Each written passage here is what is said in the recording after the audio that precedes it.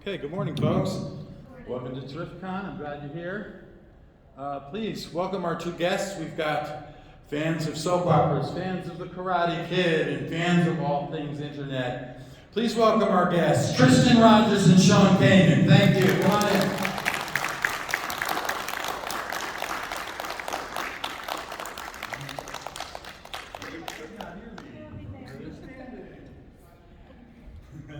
Once more with me.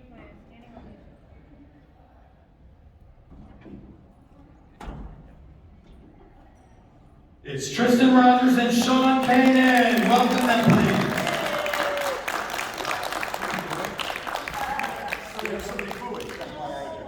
Stewards on the far side of the stage. Are we going to walk all the way around? I can help you out. No, it's okay. I'm not quite there yet. Hi guys, thanks so much for coming. Yes. Okay, so who's ready to buy some unedited? It's a joke.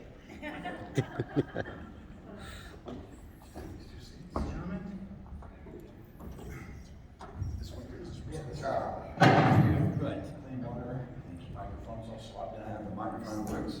Good morning, gentlemen. Welcome to Connecticut. Hope you had a good weekend. Indeed, so far so good. Okay, so what we're going to do is I'm going to take about 10-15 minutes and ask a few questions to get us started. And then we're going to turn it over to you guys. So I hope you have your questions ready. I'll ask you to please come up to the microphone because this is being recorded. And hopefully we'll have a good time. So, where are my soap fans at? Let's hear it. Right. Split it up because they've done both. GH? Y&R? A little less, sorry. Watch this. Studio City. Oh, I thought you meant like that. Great. Okay, so we're good. We should get questions on all three. I'm going to start with you, Sean. Okay. Your last stint on GH was the tragic ending of AJ Quartermain, who's been shot and is probably dead for real. Hello in the face, I'll do that too. But it is soap, so you never know who's coming back and who's not. Right. Can you talk about your two characters that you played? You played AJ, you played Deacon on Y&R. Compare and contrast? Sure. So I joined the cast of General Hospital in 1992 to assume the role of AJ Quartermain, who had previously been played by a couple of actors, some as adults and some as little kids. And I screen tested for the role because Steve Burton, who played Jason Quartermain, he and I were very good friends, and we had a really kind of uncanny resemblance. And they were looking for his new brother, and I was the only guy that screen tested, so I knew if I didn't get the part, it was because I was really bad. But luckily, I got it, and it was a terrific experience to join a show that has such an amazing, rich history. I mean, General Hospital is a part of the television tapestry of America, and it was a great experience for the most part. Deacon Sharp on The Bold and Beautiful, very different experience. I originated the character. The show is a half an hour as opposed to an hour, syndicated in 100 countries throughout the world. To this day, it's still probably one of my favorite characters I've ever had the privilege of playing. And Tristan, you were doing soaps before you left Australia. What brought you to the States in the first place? I had to leave the country. No, it's my ex-wife's idea. For you to leave the country? And I had a number of businesses back in Australia that did very, very well. I mean, made a loss to buy a house and so forth. I ran a whole lot of discotheques. And I invented a thing back there called Disco in a Suitcase. And I got the idea in London. Basically, it was two turntables, an amplifier in a box that you lifted up, and with a couple of speakers, and lo and behold, you were a discotheque. And I sold 100 or more of these things for an outrageous amount of money. Profit margin was like 1,000%. It was a cash cow. So, and then we decided we were going to build a guitar amplifier, the best in Australia. The one thing we didn't take into account was that no musos have got money. So we sank a fortune into this thing, and we couldn't give it away in the end because nobody could afford it. So at which point, my wife said, I think it's time to get out of the country for a while and go somewhere else. Let's go to the US. She spent a little time here. And so we came over here in '79, and I started to work as a model for a while. And then this agency, they decided to get involved in the theatrical side of business. So they said, would you like us to represent you? Given the fact that nobody would touch me anyway at that point, it was a great offer. So the second show I go up for is a show called General Hospital. And it's hotter than a brick at this particular point. It was 1980, the show had just finished, I think The Left-Handed Boy, and they were steaming hot. I had no idea what that meant at this particular point.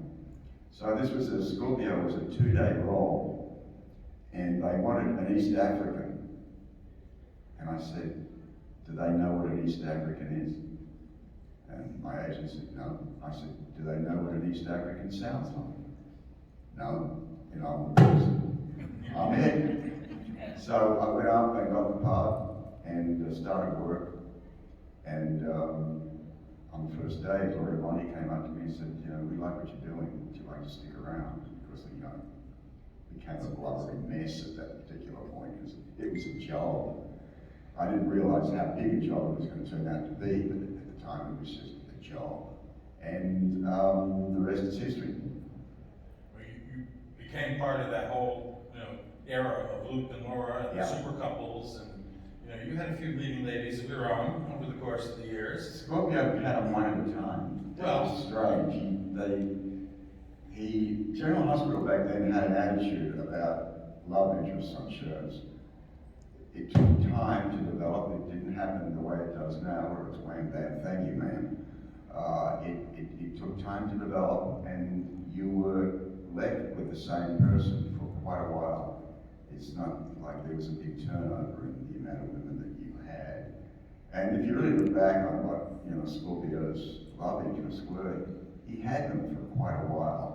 He didn't sort of like have one and then go, oh, this one over here is kind of nice too, and what about that one down there? Yeah, she's okay. Yeah, he kept one woman for a while, and that worked much better for me. I mean, I like that way. I'm not quite sure that I like to see a steady stream of women going one door and out the other. That's not his character. Are you looking forward to picking up that plot thread of Emma Samms being locked up in a room all by herself staring up at a camera? I've been saying to them for quite a while, this relationship needs resolution, because it was just left standing and hanging, and nobody really knows. She was supposedly dead, and then she came back, and then she disappeared, and so I said, you know, this is a significant piece of history here. This needs to be resolved. And it's that word resolved that gets people mad. They don't want it to be resolved in a negative way. They want it to be resolved in a positive way, i.e. they want the couple back together again. And that's kind of difficult when she lives in London and I'm here.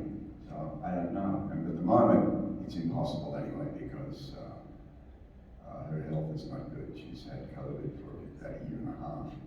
She had COVID before it had a name. And that dictates the fact that she won't be coming here anytime. So. Let's spin gears for a second and talk about Karate Kid 3 and your injury and how that led to you writing your book. Okay, so Karate Kid 3, I got the role from an open call. I stood in line with probably 2,000 young guys who all wanted to win the role of Mike Barnes, who was described as a 17-year-old white Mike Tyson who would terrorize Daniel San.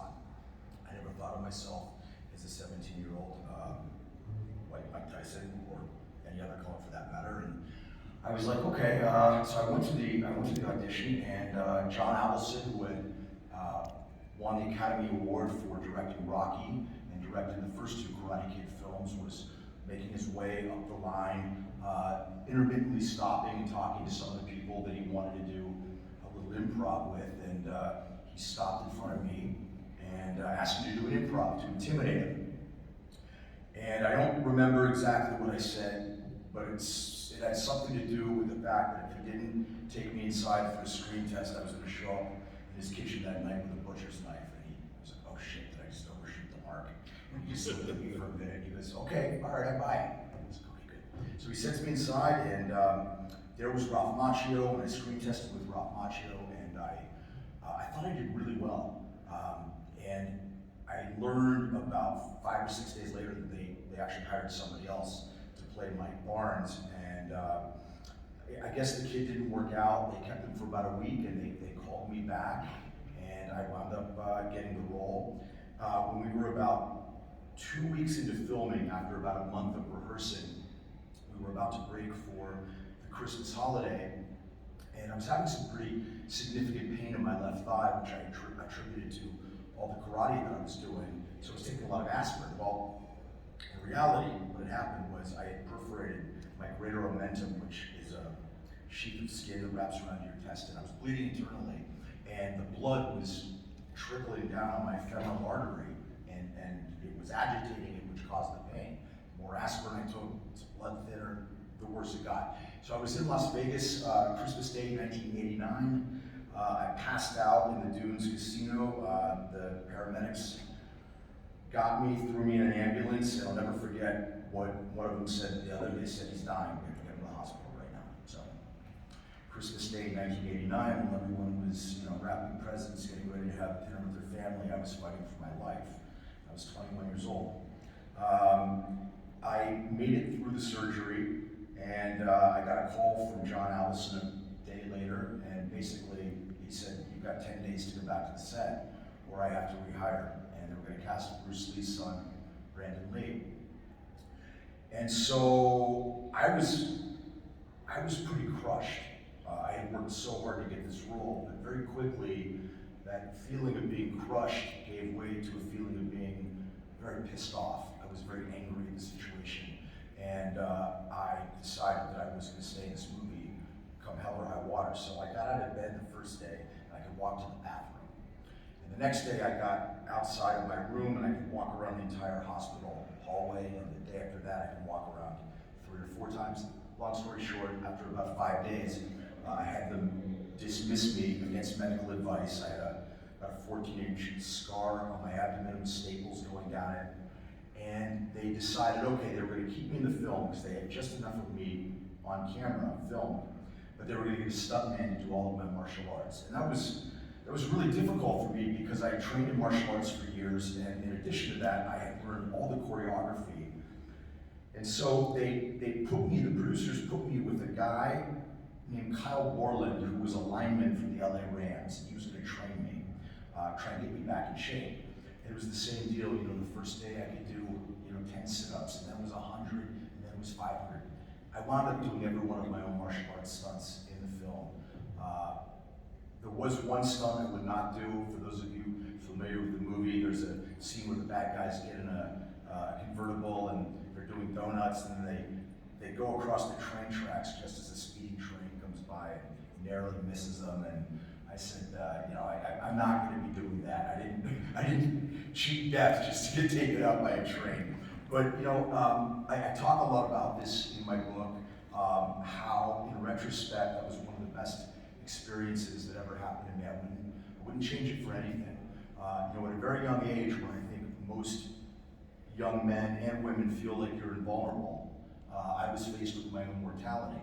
And at least in that moment, at that time, I was able to kind of reveal a little about my character, and I was able to dig deep and kind of overcome it. And so for that reason, the film is very, very special to me. Excellent. Tristan, tell us a little bit about your experiences working for Disney on The Rescue Bridge Down Under. I got to finally see that for the very first time last night, and I loved it. I found it was charming. There was nothing that's dated or politically incorrect. It's just a fabulous little movie, and I want to hear your stories about your experiences making it. Well, it started out as just a regular interview, and I turned up to this place somewhere in Berlin, and I walked into a room, and there must have been at least 40 people in there, and I wasn't used to auditioning in front of that many people.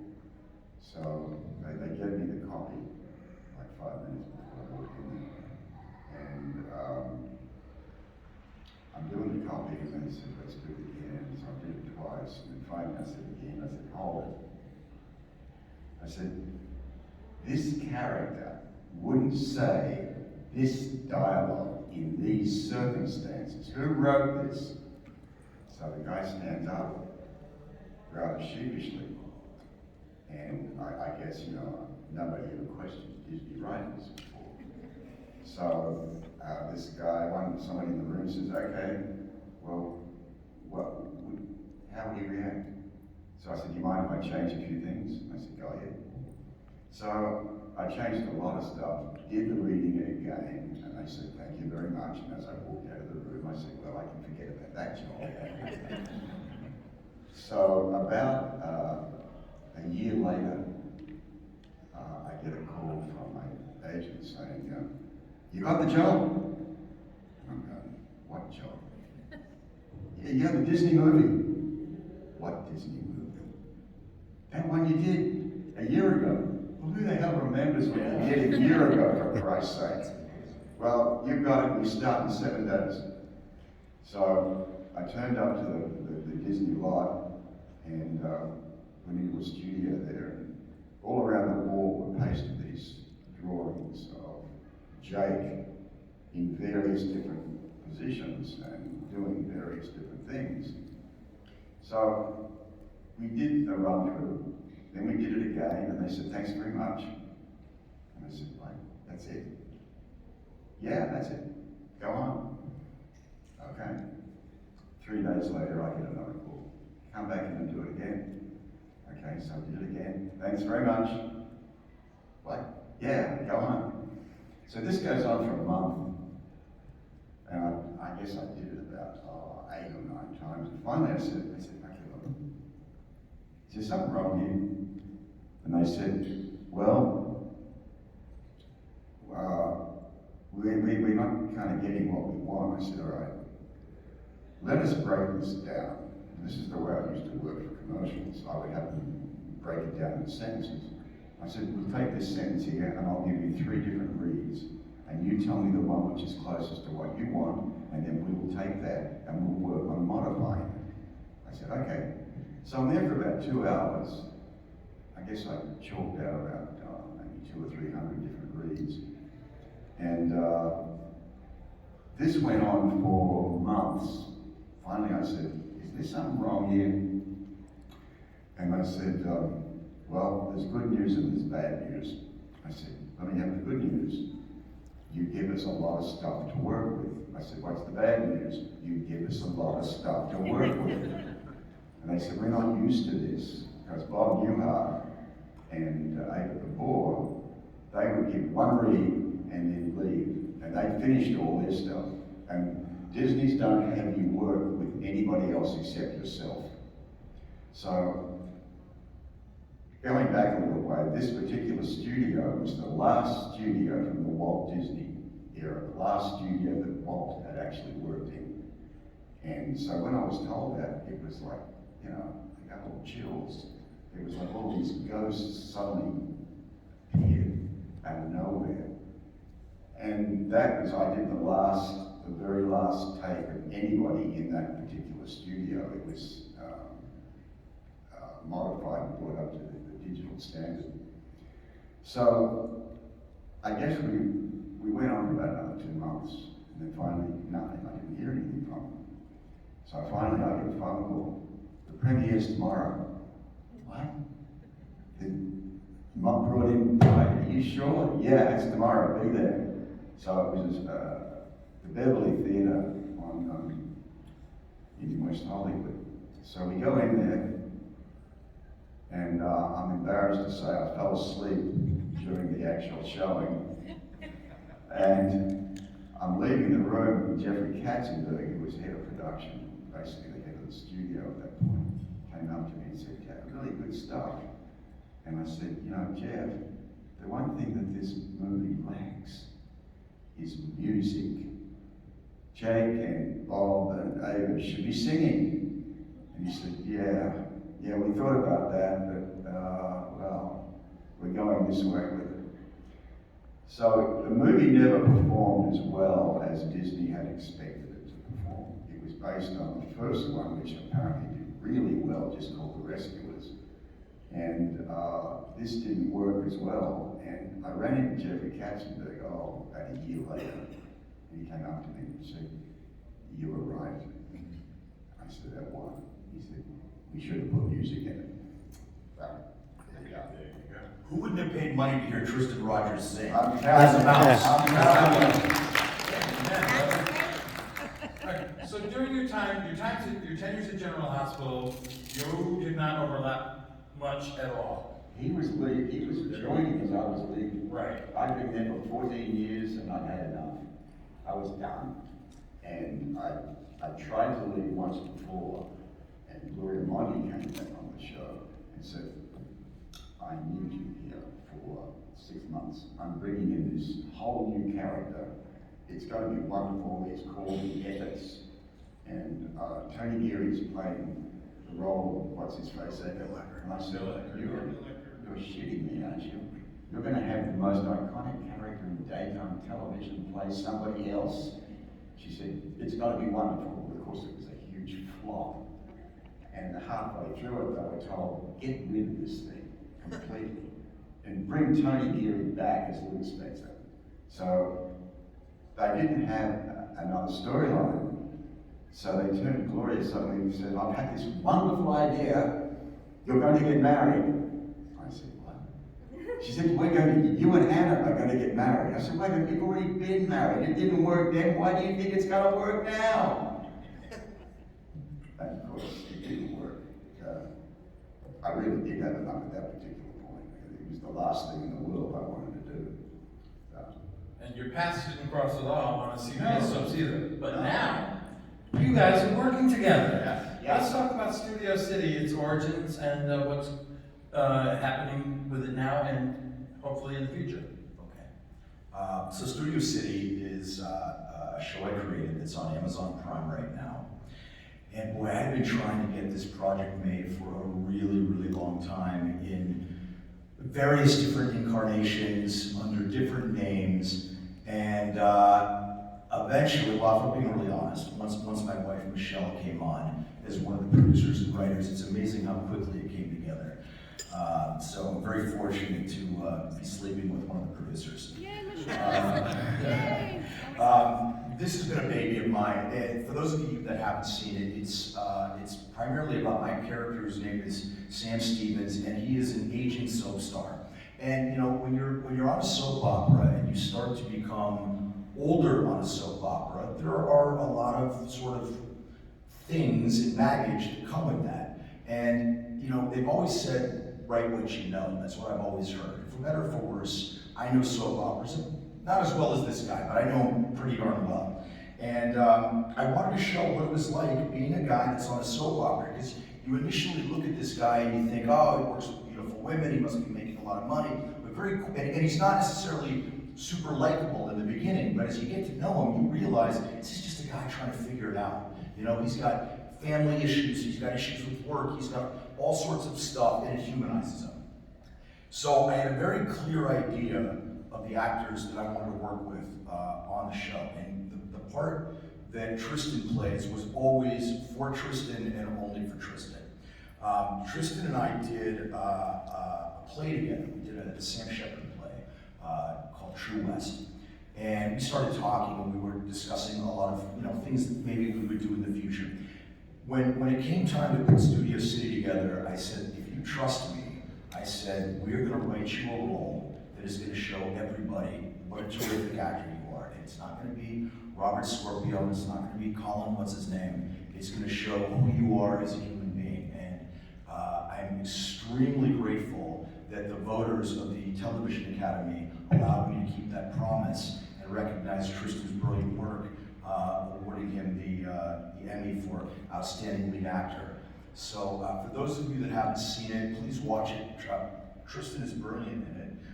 It is a bit of a family affair. My wife Michelle is one of the producers, one of the head writers. Michelle's daughter, my stepdaughter, Juliet, plays my daughter in it. All the actors I've worked with before, we're all friends. We all have kind of a nice shorthand together. And the first 6 shows that we did were nominated for 8 Emmys, and we won 1, thanks to Tristan. And then the second series of 5 shows that we did that completed season 1, I believe we were nominated for like another 10 or something, and we won 3 actually. We won the best show in our category, we won Outstanding Lighting, which was really great because we competed against the big shows. You know, we're like this little engine that has no money and no resources, and we beat General Hospital and Bold and Beautiful and Young and the Restless, which that was kind of sweet. And what else did we? I think we won like 3 or 4, and we got a bunch of acting nominations. So please, if you haven't seen it, we're building our audience, and we are looking forward to a season 2 that is going to hopefully be bigger and better than season 1.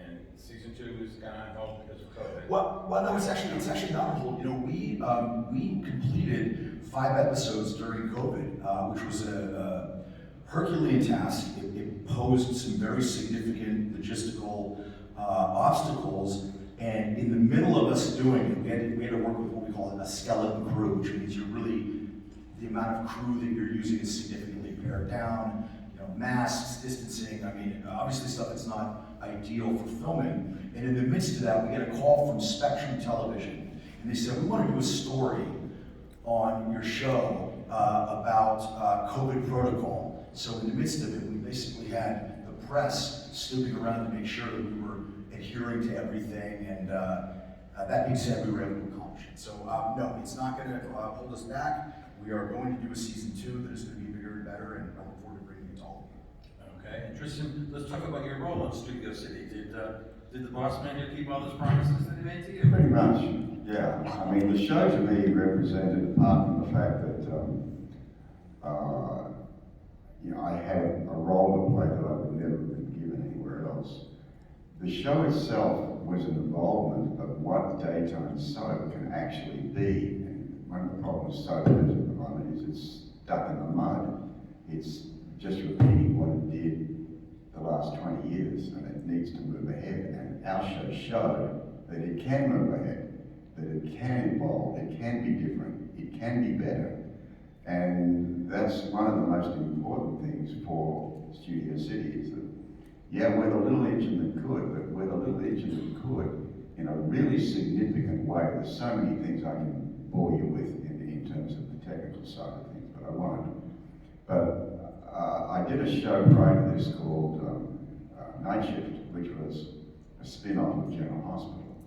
And it was a different Robert Scorpio. It was Scorpio with cancer, he was dying, and suddenly he becomes aware of the fact that he's a human and not this machine, which is the way he's been written for a long time. And Studio City brought a lot of those things to life in terms of on the technical side. So I was really proud to be a part of it, for many reasons. Great. It's time to turn it over to the people that pay to get in the door. If you have any questions, please come on up to the microphone and let's hear what your opinions are about storylines or behind the scenes stuff. Who's got a question?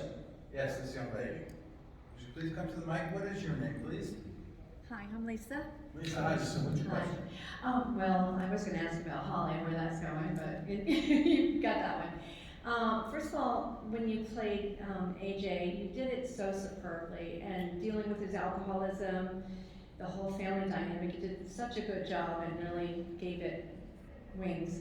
And I want to see Robert with someone, you know, I mean, why is he running after Olivia? He really deserves happiness.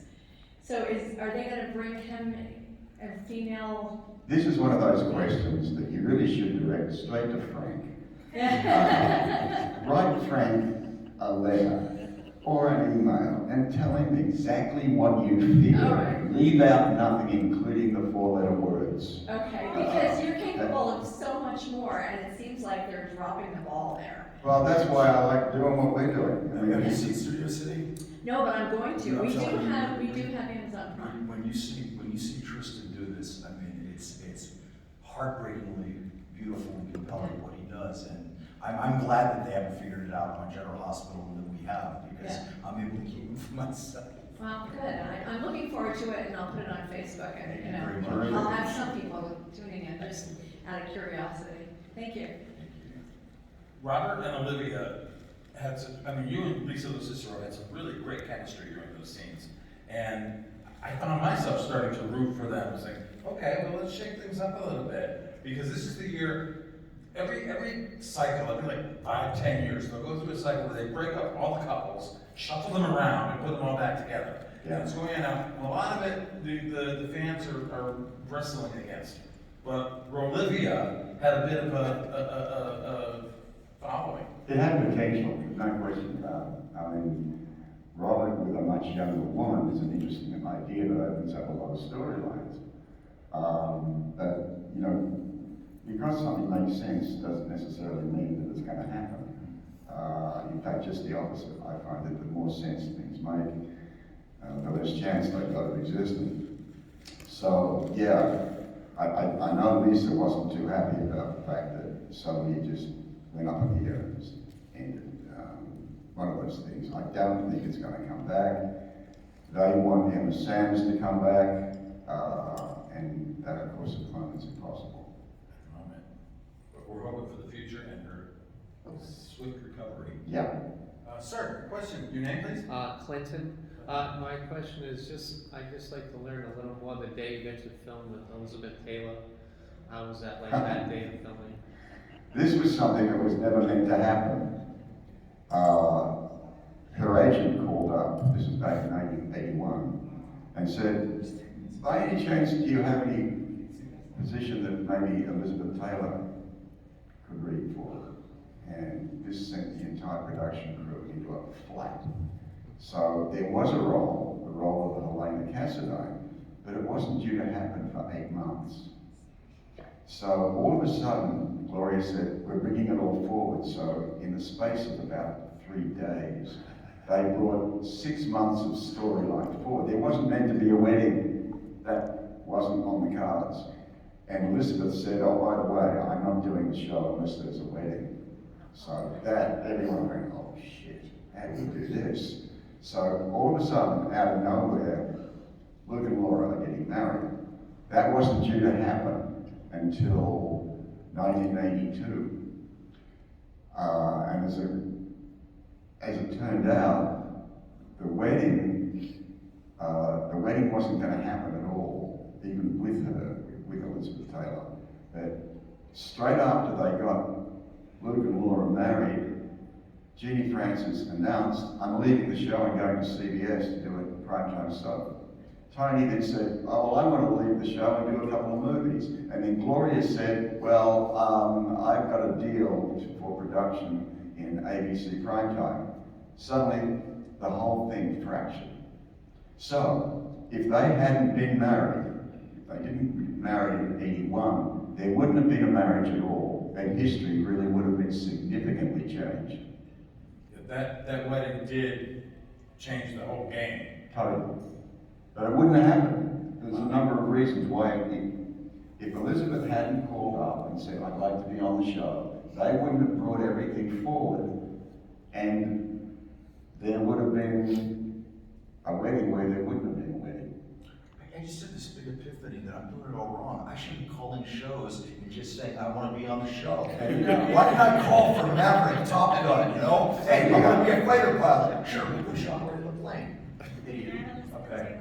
And that's how it goes. Sir, your name, please? My name is Chuck, and I just want to know, like, how was your experience on Karate Kid 3 working with Ralph, Pat, and everyone, and all the cast, and just how that was in general? A lot of mixed feelings about it. You know, I grew up watching Pat Morita in Happy Days when I was a little kid, so for me, he was Arnold before he was Mr. Miyagi. I had been a paying customer for the first 2 films. Karate Kid 2, a year before, I was sitting in the theater, and now, about a year later, I'm on the back lot filming with them. So it was very surreal for me. I was a young actor, very, very inexperienced in green, so I had to learn a lot of stuff quickly. Ralph and Martin Cove and the gang had all done the first 2 films together, so they were known commodities, and they knew how to work together. The producers hired me, but they weren't really sure that I would ultimately be able to deliver what they wanted. And it wasn't until the final climactic tournament scene where they let me improv and let me just sort of off the chain, where they were like, you did it, you know, we got what we needed. So it was a lot of different emotions. And I hate to plug it, but in my book, Way of the Cobra, I talk about the entire experience of how I got the project, how I almost lost it, almost died, and then how the kids stayed in the picture. So, thank you. Thank you, Jack. Hi, what's your name, please? Hi, my name is Karen. Hi, Karen. Hi, this is for Tristan. I was wondering if you could write your own script about Robert, how would you write it? Like, how would you change anything if you could write it yourself? Actually, Robert's turned out pretty much the way that I would have liked him. Fortunately, they didn't take the character, I said this earlier, and put him with a lot of women. They let him kind of be with one woman and let that grow. And where this really comes out, there's a character they brought on, Catherine Delafield, and they actually hired Edie Lehman, who was a concert pianist, just for her hands. They were doing a story where Robert's going out the concert pianist, and so the actress that they hired couldn't play the piano, so they needed a set of hands. So they brought Edie in, and what would happen is that whenever we had an audition, they would warm them up first with another actor. There was one guy that did nothing except reread all of the people who were going to audition. So he came around my dressing room and he said,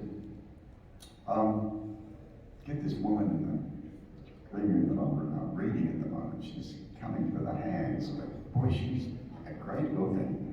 And she's not a great reader, but I think there's something about it. You should see it. So we brought her around and we read the script, and she was not very good. But then again, she was a singer and a piano player, and you know, had never acted before in her life.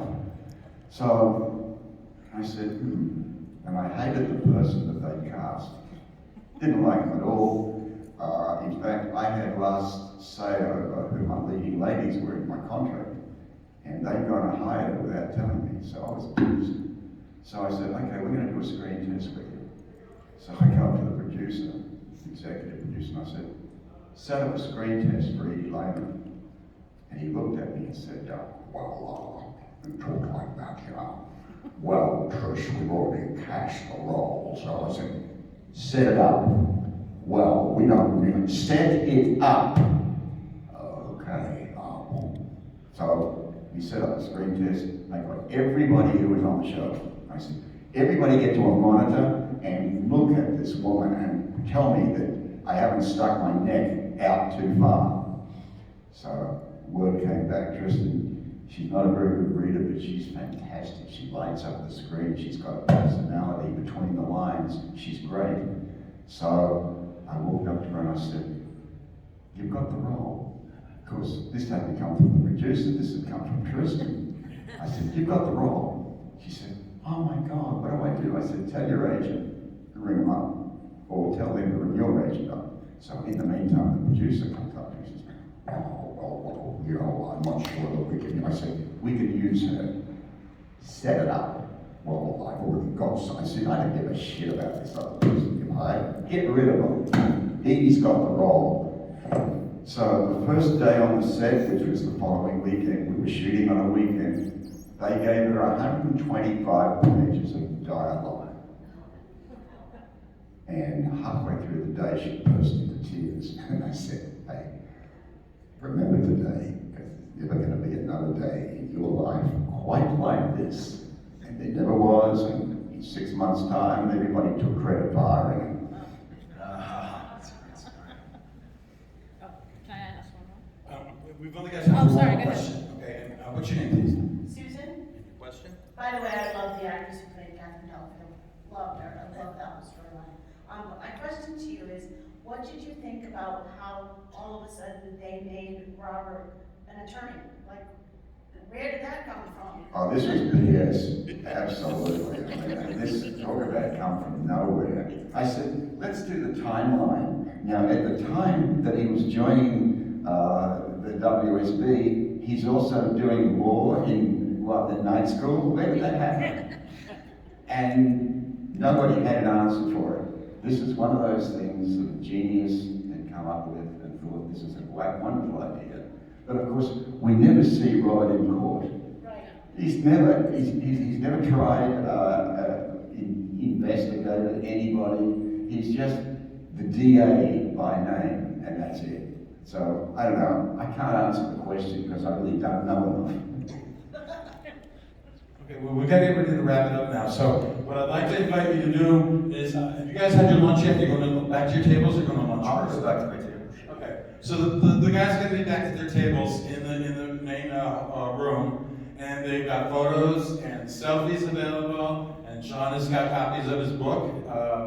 I think it's something you might be interested in reading. So, thank you all for coming. Thank you for supporting the soaps and keeping them alive, even though there's only 4 left.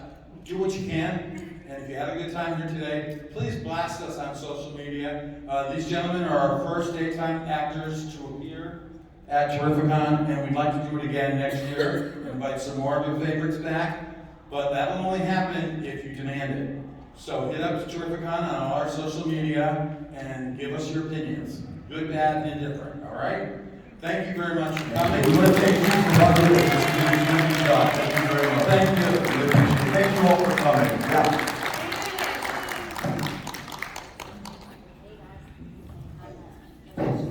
Hey, what's up, Instagram Live?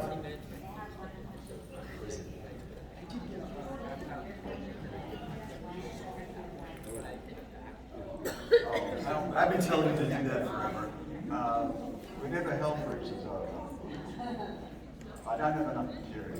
Oh, please. Put one of you in front of the banner here. Boss.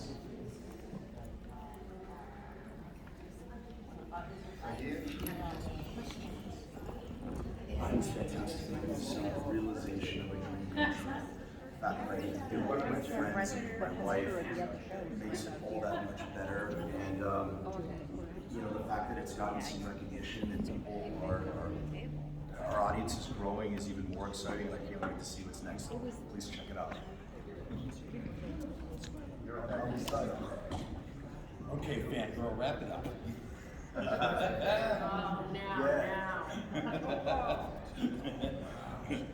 Mrs. Boss Lady. Hi, Charlie. Wow. Well, the picture of the guy, I can relate to it. Yeah, you know. Glad you're here. Yeah.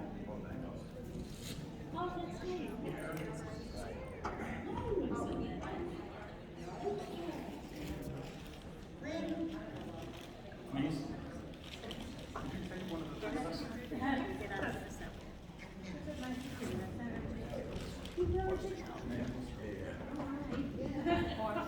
Oh, go ahead. It's okay.